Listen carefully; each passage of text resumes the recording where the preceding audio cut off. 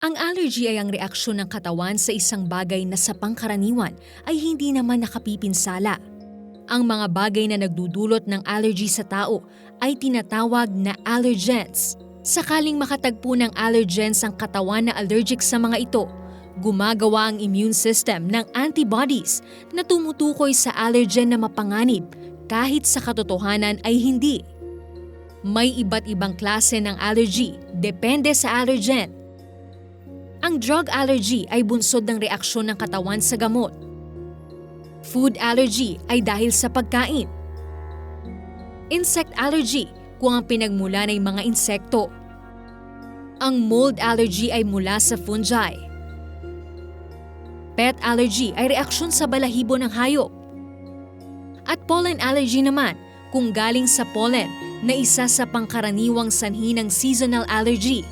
Mas mataas ang tsansa ng pagkakaroon ng allergy kung may family history ng allergy o asthma, kung mayroon ng asthma at kung ikaw ay bata. At kung ang isang tao ay mayroong allergy, maaari itong magdulot ng iba pang mga sakit gaya ng asthma, sinusitis at impeksyon sa tenga o baga, at anaphylaxis o lubhang mapanganib na allergic reaction. Ang mga sintomas ng allergic reaction ay runny nose o pagbahing, pananakit o pagiging sensitibo ng pisngi, mata o noo, pag-ubo, humuhuning ingay kapag humihinga o kakapusan ng paghinga, pangangati o rash, diarrhea, pakiramdam ng pagkakasakit, at namamagang mata, labi, bibig o lalamunan. Ang mararanasang sintomas ay maaaring mild lamang, ngunit sa iba ay posibleng maging mapanganib.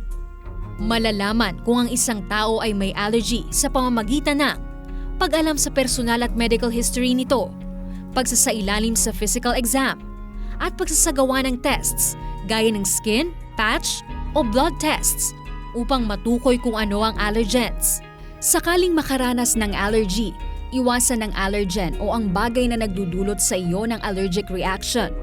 Maaaring uminom ng gamot gaya ng antihistamine, steroid tablet o magpahid ng steroid cream, ngunit nararapat na ipaalam muna ito sa doktor. Adrenaline auto-injectors gaya ng EpiPen kung matindi ang allergic reaction. At desensitization o maingat na pag-expose ng katawan sa allergen upang masanay ito. Ngunit dapat lamang itong gawin ng isang medical professional.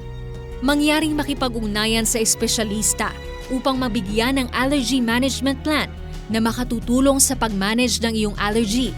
Now you know!